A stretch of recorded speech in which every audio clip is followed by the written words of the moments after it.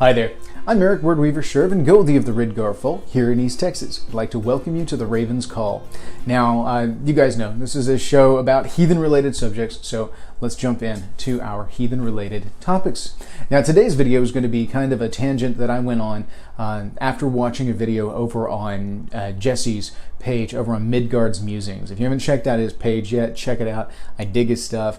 He's got a delivery style very similar to mine. I like a lot of what he does. He's got a much cooler setup. I like his table with all the knickknacks and the antlers and all that stuff. Very cool, very laid back, dig it. But he gets to do his at home on like Sunday evenings, whereas I do mine at work in the early morning before everybody gets here because, well, that's when I can. And a menagerie of animals at home that makes filming a little bit difficult. So here I actually get some peace and quiet until the day gets rolling. So this is why we have what we have. Anyway, over on his channel, he did a video recently on Valhalla. And it's a great little rundown of some of the lore-based stuff on Valhalla. Dig it, very cool. And it gave me an idea that, hey, I need to spin off and do kind of my take on the Heathen Afterlife, because I have done a lot of reading, done a lot of looking around, and I've got a lot that I've thought on this particular subject, and I continue to think on this particular subject, because as you can see in my previous videos, like heathen funerary rites, I see a lot of reasons for why things are the way they are and why they need to be the way they need to be. So ultimately, I probably should have done this video before doing the funerary rites for it more to make sense. But that's okay. We can jump into it here and talk about it a little bit more specifically. So little did I know at the time that I had planned and started writing this particular episode, Jesse had done the exact same thing, apparently, over on his channel. And his next video following the Valhalla video was indeed generalized afterlife video. And so I have not looked at that particular video at the time of this filming. I didn't want to have any kind of crossover, bleed over effect from having watched his stuff. I didn't want to include stuff, copy stuff from him, or purposefully omit stuff that we might have touched on similarly. I'm just going to let it organically be what it is, okay? And these videos very much grow organically. I just kind of pick a topic, make an outline, and then it goes where it goes throughout the conversation. So before we get started, I did want to give a shout out to everybody. I've noticed this whole not my hall, not my call meme picking up online. Again, Jesse over at Midgard's Musings did a photo meme with my whole not my hall, not my call thing, a little splash tag down there for me. And it started spreading it around a bit, and I got a kick out of that. It's very cool. It's a sentiment that means a lot to me, and I've been saying it for years and years and years. And now that the channel's picked up, it started off with just me, and then it went on to like my tribe and my surrounding folk community, and then all of a sudden I'm seeing it pop up in feed-related stuff, tied to the YouTube channel, and then all of a sudden I'm starting to see it in heathen chats that have nothing to do with the channel, and I'm getting a kick out of that. So rock on, guys! You guys are awesome. Feel free to share it around because I dig it. I like it. I like to see it because it's a very important sentiment that I think a lot of people need to drive home. That whole not my hall, not my call. And I've done a video on it. If you don't know what I'm talking about, go back and look at it. Basically, it means, in the short of it, you get to decide what you're doing in your hall, and I'm not going to get involved in that. If you want to do things all kinds of wonky, not my hall, not my call. You do your thing. You do you. It's Eric for you do you. Okay, so on to the subject at hand, and this is the heathen afterlife concepts. Okay, now you've watched, hopefully by this point in time, you've watched my soul complex essay, and so what I'm going to tell you is that my view of the heathen afterlife is complex. Imagine that. It's one of those situations where I see different aspects of the soul, different aspects of the body going to different places depending on what all is at play. Okay? So ultimately speaking, if you watch the soul complex, it sums up that the human being, as we are now, is a weird culmination of mental, spiritual, sacred influence, the physical body of the lich. All of this is rolled up into one. We only ever exist as ourselves in the here and now when all of these elements are one. After that, we break down into our key elements. If you look at, I would say that as as science tends to mirror what the gods have set out, degradation of any kind of organic material leads through this kind of entropy of energy, and then the breaking down of the form into its base elements to be reintegrated into the system from which it came. This is what happens with the physical body when we die. The physical body is broken down into its base elements, and it's reincorporated into the earth to be reused through the cycle of the earth life process. It's all within the profane world. Similarly, I feel like the spiritual energies that are tied to the Lich, that are of the profane nature, remain in the profane world and are that part of us that is tied to the land. And I'll come back to that here in just a minute. Okay, so there's another part of us, which is the Odr, that sacred, that touch of sacred fire from the gods, that spark of divine madness. And I believe that's our conduit to the divine. And that part is reabsorbed into the divine because that's where divine energy would naturally gravitate back to.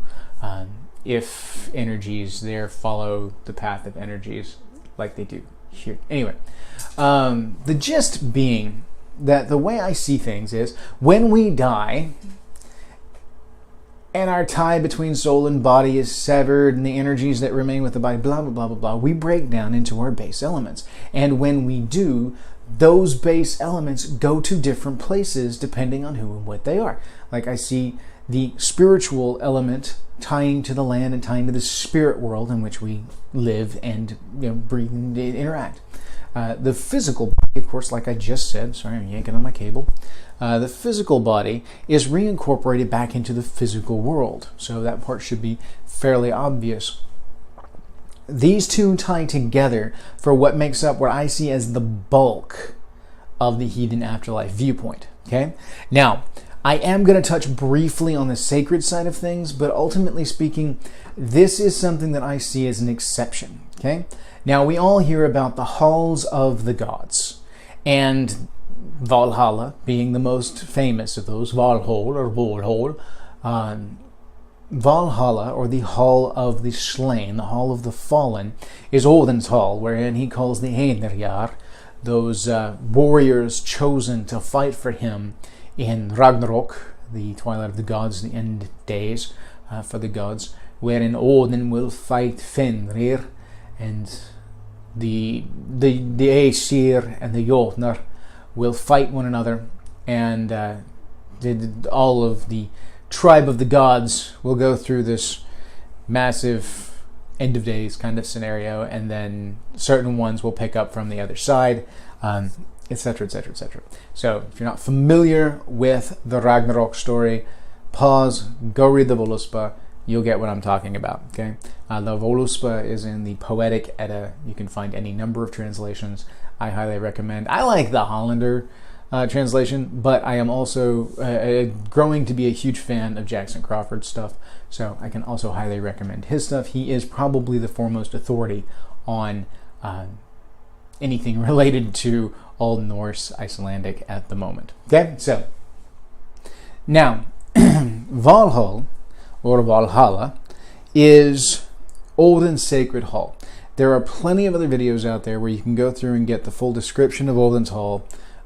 Jesse's is a great one to go if you want the physical description. Just know that it's a giant hall that is dedicated for the holding of the chosen fallen in battle. Now, it is said that Freyja gets the first pick of the fallen, and she takes her half of the litter and carries them off to Folkvangar, which is her hall, and these warriors serve her there. Freyja is also known to be the leader of the Valkyrie, and the Valkyrie, or the choosers of the slain, serve Odin by going forth to battles and picking from the fallen warriors who will come to Valhalla. Now, occasionally Odin will pick specific princes and kings to win over the other, and this will incorporate into, he will tell the Valkyrie to go and handle it. If you look at the story of Brunhilde, which Brunhilde is the Valkyrie in the Sigurd saga, Sigurd of Volsung. So if you go and look at the Volsunga saga, or the Nibelungenlied, which is a Germanic retelling of the Volsunga saga with some key differences, a little less on the fantastic, a little bit more on the kind of mainland European politics aspect of things. Okay, so when you look at the story, Brunhild, one of the Valkyrie, is tasked by Odin to go and decide a battle, and she chooses not to go with the decision that Odin made as far as who should win, and in so doing incurs his wrath, and he puts her to sleep. And then Sigurd comes later and wakes her by riding through the fire, and it's the whole thing. I'm not going to go and tell the whole story of Sigurd and Brunhild, but you can also find that one in the Poetic Edda, also in the Volsunga saga, all of that. So it's pretty easy to come up with. It's everywhere. So in most instances, the Valkyrie are sent by Odin just to say, go pick me some Einherjar. And then in some instances, he will give them specific orders, like we just said. But the gist being that the Valkyrie are his emissaries to choose from the fallen warriors who shall come to Valhalla. One of the things that I see as being kind of there is this overfocus, I think, amongst newbie heathens, in thinking that everybody's going to go to a hall of the gods, everybody wants to go to the hall of Valhalla and be a great warrior. It's not some Viking heaven. It's not like that, okay? Valhalla itself is kind of like an army barracks. You got to think it is this great hall wherein these chosen warriors come. They fight every day. They die every day. They are reborn, and then they feast to replenish their energies. And they eat off Sjerven, which is the hog that is eternally slain. And it is the hog of eternal bacon. How awesome is that? But you've got this going on, and they're drinking, they're eating, they're partying, but they're fighting constantly. So I see Valhalla not as this grand party that everyone else sees it as, but as maybe a boisterous gathering of tired warriors who spend their time boasting with each other and telling stories, yes, because they keep their spirits lifted. They are perpetually waiting for war. And it is not just some rave party where you get to go and drink and hang with the gods. It's not like that. It's just very much an army barracks kind of thing. So anyway, my thing with it is that everybody just assumes they're going to go to a hall of the gods. And this is, I think, a bit off base. The gods I don't see as taking everyone, okay? First off, a vast majority of individuals go to Helheim with Hel. This is just simply the way it is. It's the hall of the ancestors. I'm going to come back to that here in a moment. I'm going to stay on Valhalla for a minute, but I did want to say that most of individuals tend to go to Hel with Helheim, and that's not a bad thing, okay? Now, Odin and the other gods and goddesses will choose amongst those followers who stand out the most. Odin himself has been known to be, and it's mentioned in the lore, in the Poetic Eddas, that Odin gets kings and princes, and that Thor gets their servants. Thor is a god of the common man. Odin is a god of the rulers, of the ruling class. Now, when you're talking about this, Odin isn't just going to choose anyone to come to Valhalla. He is going to choose those that stand out the most. He's going to choose those warriors that go above and beyond to make themselves known.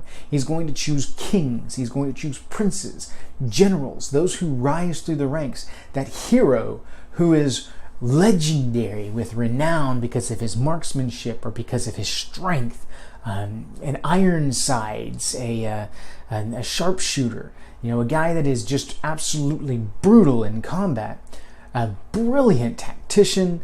Because you've got to think, Odin has at his disposal everyone who's ever died in war. Anyone who has ever died in war is his choosing ground. Now, of the chosen, Freya gets first pick. Odin gets the second pick. It doesn't mean everyone gets chosen.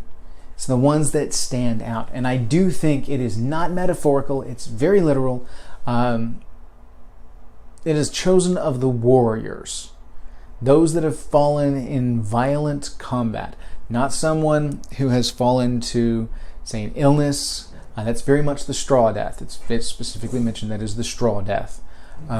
Old age, even if it's something where you are fighting an emotional or metaphysical battle, this is not open warfare, which is the purview of the Eineria. Olden isn't, and it sounds harsh, and I know it's going to not be on the same page with what some other people will think, but realistically speaking, a child who's lost a battle to cancer, yes, they've lost a battle, and it's a sad thing, it's a dear thing. It's hurtful in a lot of ways, but that doesn't earn them a spot in Valhalla, because they are ill-equipped to stand against the forces in Ragnarok. So that the two don't mix. It is very much specifically meant for warrior elite. That poor child goes to a different place, and that poor child goes to join with their ancestors, who will welcome them in with all the warmth and all of the protection and all of the joy that that child deserves. They do get a glorious afterlife in my eyes, but I just don't see that as being entry into Valhalla. Now, there is a flip side to Valhalla, all right? Everything that I've discussed and everything that Jesse discussed in his video is assuming the lore to be correct. Now, there are those that counter the lore. Just to let you know, there is an opposing point of view.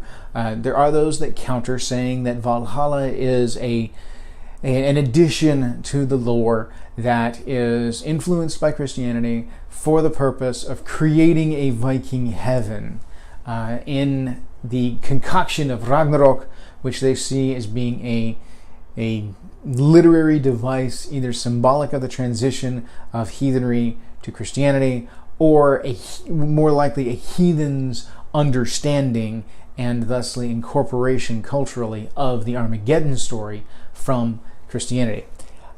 I don't fall into that camp, okay? I think the Ragnarok story predates the coming of Christianity in a lot of ways. There's, as far as the tide of war and a lot of the symbolism and everything that's involved, do date back to some Proto-Indo-European roots.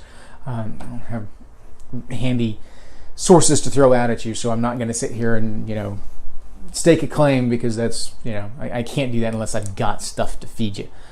This is just how I see it, how I feel it. So keep that in mind. And so, Valhalla itself, from that standpoint, wherein people reject the Ragnarok story and all of that, it becomes metaphorical for the battle grave, wherein the Valkyrie, the servants of Odin, take the form of wolves and ravens, and they pick from the dead.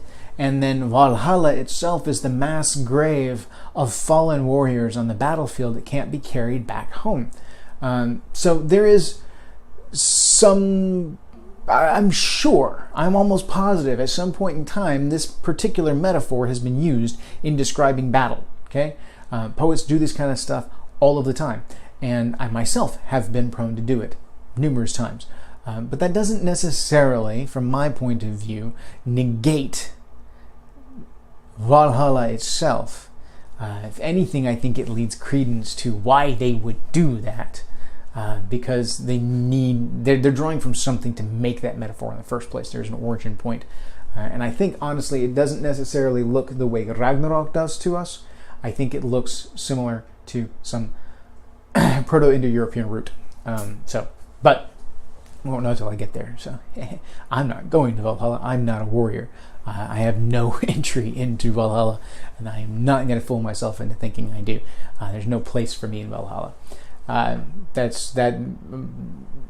have dear friends that might, but I myself definitely am not going to end up there.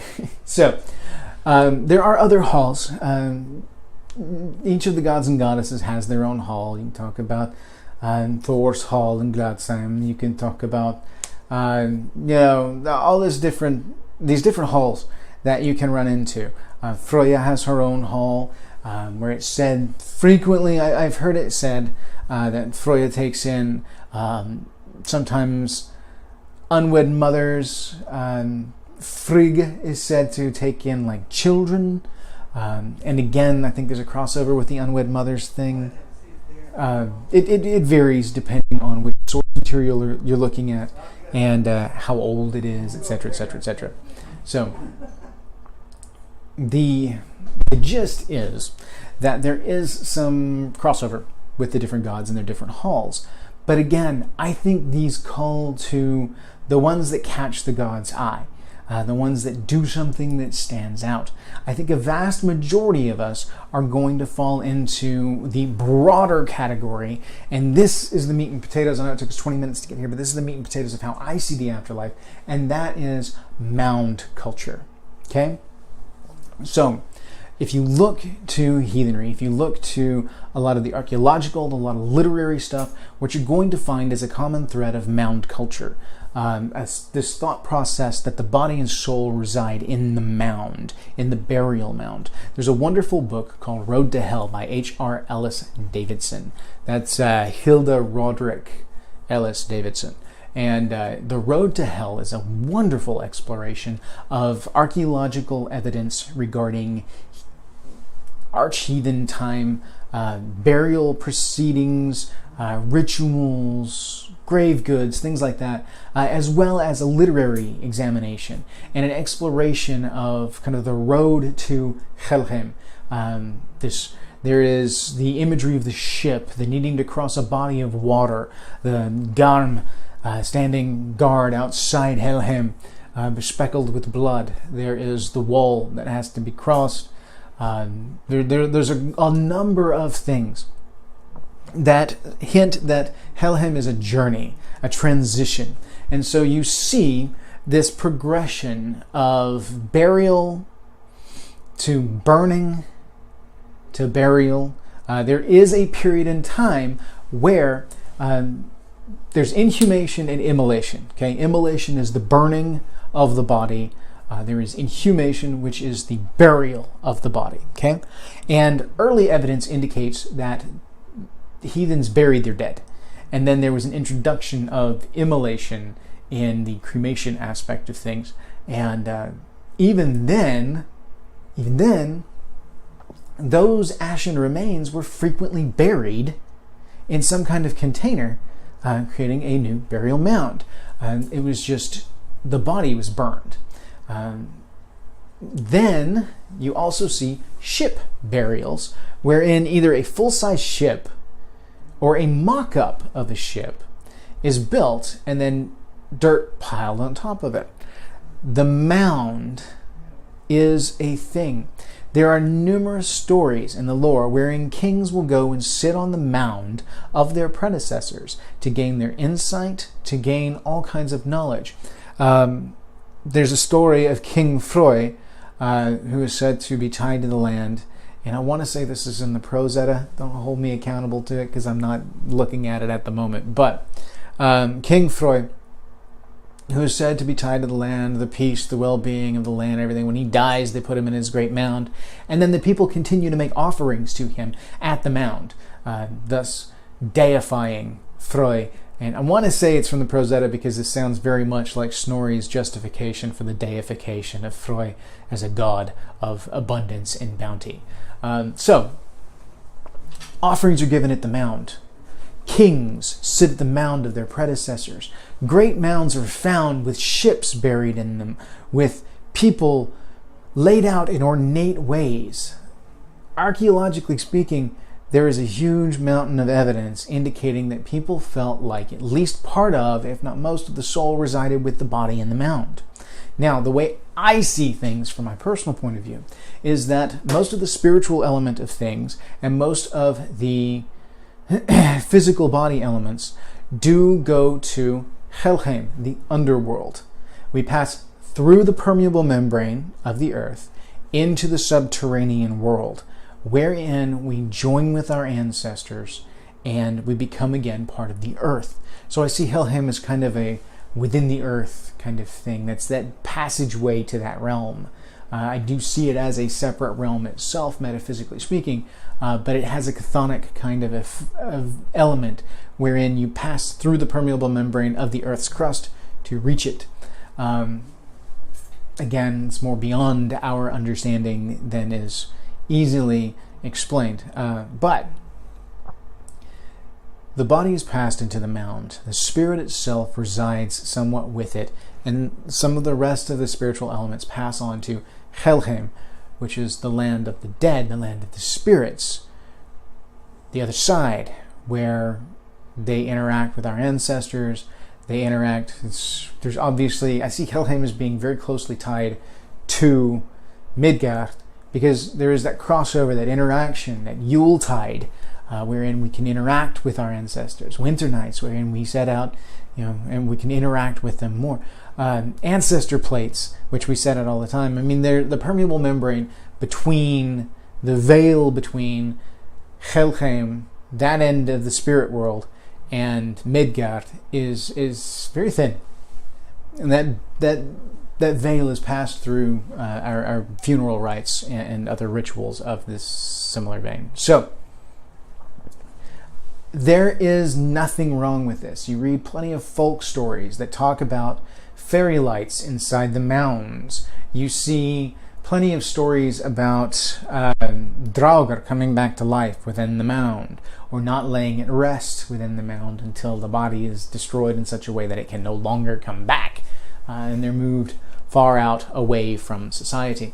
So the burial mound is the key thing, and this continued on for ages as far as the use of the burial mound. So my personal belief, and again, this is my personal belief based on this kind of an evidence, is that the gods themselves take interest in specific souls that stand out to them, that are above and beyond.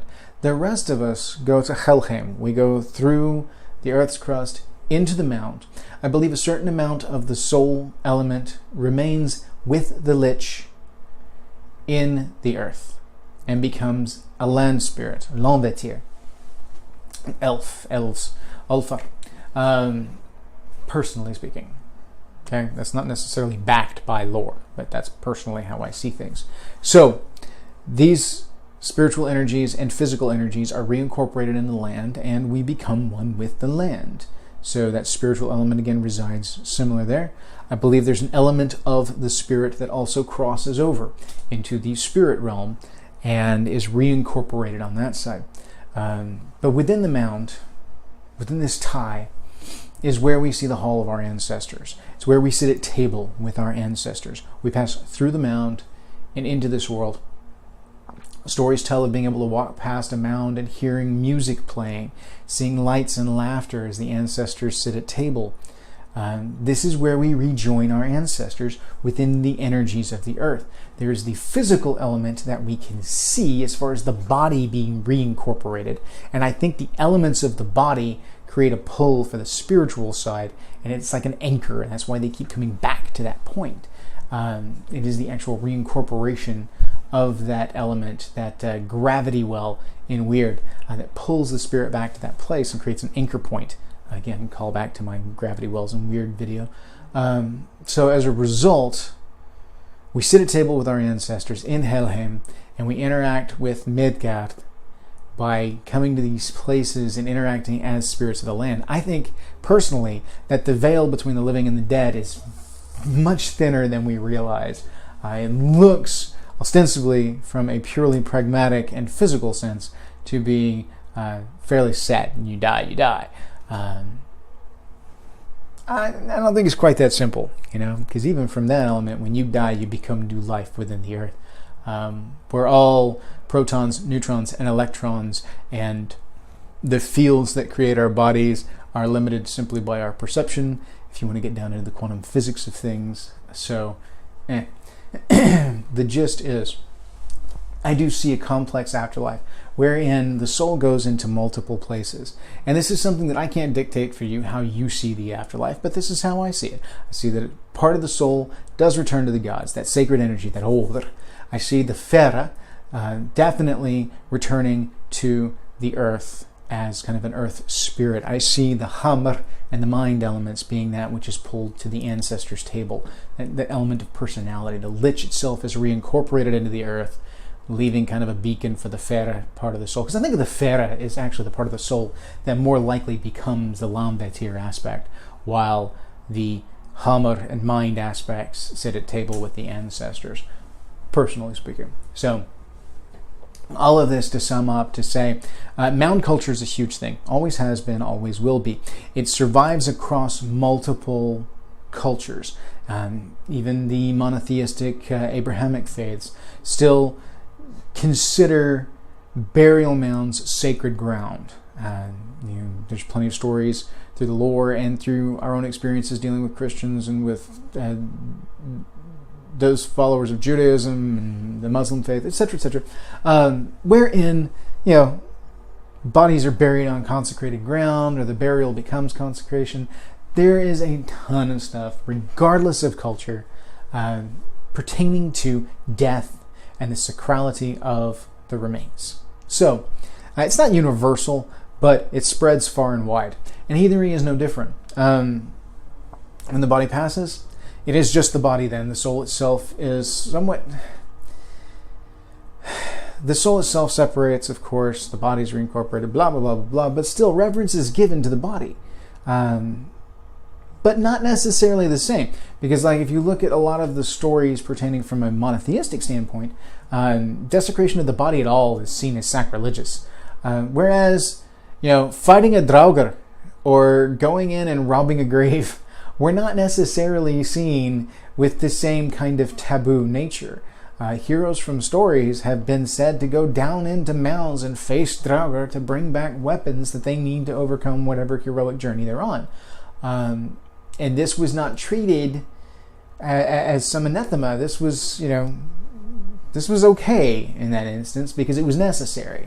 And so there's some slight differences, and this tells me that they recognize a differentiation between the leftover body and the rest of the soul, the self. So once it's been passed over, the psychopomp element has been, the soul has been passed to the other side. It takes on kind of a different stance of things, like the draugr that comes back is seen as a draugr and not necessarily seen as the individual, a shadow of the individual. So I've rambled on for about a half hour now on the concepts of the heathen afterlife. And again, this is just kind of the way I see things. There are multiple different elements of things. But basically, when people say, you're going to hell when you die, it's like, yeah, I'm going to hell, him. At least part of me is. The rest of me is going to sit in the mound. Which, brings to mind modern practices. I've given a lot of thought to that myself. If indeed the physical remains give beacon for my fera soul to set up shop as a lamvetir for a particular area, then can I help to decide where that is by setting out in my will where my ashes are to be spread or buried? If I'm reincorporated in a particular part of land, the familiarity shall call to my fera soul and set up shop. For instance, if I wanted to have my ashes, because I want to be, immolated, cremated, it allows for a little bit more flexibility in this realm, because you can spread ashes with some freedom, whereas you cannot simply bury anywhere that you want to. If I were to have my body cremated and then have my survivors bury or spread my ashes on, say, my personal property where I've spent my life and my time, would not my fera soul then take up residence there and be somewhat of a protector of that area? So that's kind of the thing that I think about and things like that. And, could you encourage traveling of the fera soul by spreading out the remains over multiple areas, because that would create a gravitational pull? Or in doing so, would you dissipate the pull so much that the fera soul then wanders aimlessly because it does not have that anchor point to pull to. There's no gravity well because the remains are too spread out and too diluted amongst everything else. I don't know. We'll see. It's all speculatory stuff. Then getting a glimpse into how weird my mind can get sometimes. But this is the gist of how I see the Heathen Afterlife. Majoritively speaking, Mound-culture, somewhat incorporating the gods and goddesses in their halls. I think the stories are there for a reason. I do. I think they do choose. I think it's elite few. I think Odin is said to be the god of kings for a reason. I do not think he takes every warrior that falls in battle, or at least half of them. I think he takes half of the greatest of the great into his hall. And Freya does the same with her hall. Ultimately speaking, they all end up fighting in the same battle together, especially if Freya leads the Valkyrie for Odin. So yeah, we touched on the gods and goddesses and their halls very, very briefly. Well, more than briefly, but not in exacting detail. We touched on some of the physiological elements of metaphorical elements of Valhalla as the mass grave of war. We talked some about the Mound-culture, which is where I land. I'm very much in the Mound-culture mentality. So this is the gist of how I see things. I'm going to go ahead and end it there. This is a great topic for conversation because I could go on for days talking about the Heathen Afterlife. So again, I am going to highly, highly, highly recommend The Road to Hell. Now, I am pretty sure, because I'm using the front-facing camera, that it is going to flip this and not make that legible. But it is The Road to Hell. It's a printed PDF copy by H.R. Ellis Davidson, Hilda Roderick Ellis. Oh, she didn't have the Davidson at the time. It's Hilda Roderick Ellis, Master's and PhD. So, check it out. It's put out by Greenwood Press Publishers, New York, 1968. You can find the PDF in a lot of the online heathen groups these days on Facebook. So check them out. Check it out. Wonderful source. I pull a lot of what I've got from there, plus from some other authors that I particularly like. So anyway, that's going to be it for today. We're going to go ahead and wrap up today. I want to thank everybody for subscribing. I want to thank you guys for being a part of this world. I really appreciate it. You guys are awesome. Thank you guys for watching today. If you liked the video, please hit like down below. If you didn't like it, dislike it. At the time of this filming, I've got 2 dislikes in the history of my channel. So, hey, not bad.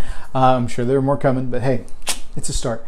So, hit a like or a dislike. Let me know what you think. Give me a comment down below if you so choose. The more you interact with these videos, the more you're going to see them pop up in your feed, and the more like them you will see pop up. Hit subscribe, ding the bell. If you don't ding the bell, you're not going to get notifications on all of my videos as they pop. You can also follow me on Facebook at Word-Weaver Productions. It's an open group. I approve everybody that comes on, as you guys that are on the group have already noticed. So jump in there, join in. There's some great networking that goes on. I ask some questions, drop some stuff. You also get a peek at some of my other media that I don't put out on the YouTube channel, such as some of my poetry that was recently requested, and some other stuff that I will end up throwing up there as time goes along. It's just kind of the generality of what does the Word Weaver put out. So, Facebook, check that out. You can email me at esjerven@gmail.com. That'll appear down here in one of the corners. You can follow me on Twitter at @e_Sjerven. And then you can also give me anonymous feedback on ericwordweaver.saraha.com. Again, that'll appear down here on the bottom somewhere. That's a cool little service because it doesn't tell me who it is that is that's sending this. I don't have a clue. It's purely anonymous, so you guys can give me positive, negative feedback, whatever. It's all on there. I kind of dig it. It's kind of neat. I've gotten some silly stuff. I've gotten some fun stuff. It's all there. So anyway, without rambling any further, I want to thank you guys again. You guys are awesome. I had no idea I would ever have this many subscribers, or that the videos would be going on close to 50 videos at this point. So you guys are amazing. Thank you. Keep the feedback coming, and I will keep the videos coming your way. So hail, may your ancestors smile on you.